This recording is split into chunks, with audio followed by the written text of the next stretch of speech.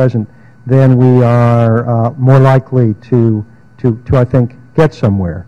But preservation isn't the thing that we're about.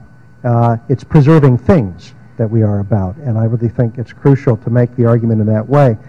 I often talk about the issue as being one of articulating demand.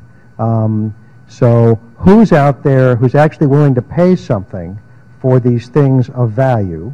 The value may not be monetized. It typically isn't. If the value is monetized, actually, there are lots of people who are willing to pay for it. It's when it isn't that the issue gets tough. The great success story, of course, is the pre-digital academic library. So that was a derived demand too. The reason that we have all of those wonderful books in our libraries is actually not because there are billions of wonderful book lovers. We wish. It's because you actually, if you have a bigger, better library, you can attract a bigger, better faculty, and the trustees of the university and its potential students and such get value out of that. And marvelously, the only access technology we used to have was also intimately bound up with preservation. So you wanted to have the book nearby, you actually have to have the book nearby, and it has to have not yet turned to dust.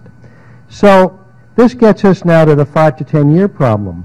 One of the artifacts of the technologies we used to use, namely print on paper, is that things tended to be long-lived whether we wanted them to be or not. So we got the idea that they would last a long time, which is wonderful, but actually the interest of the institutions was in many cases much shorter. So what I'm looking for is not just preserving for 5 to 10 years. I think there are lots of things that we are very likely going to want to keep forever. I often argue when I have my librarian hat on that we want to keep the scholarly record forever for what I think are good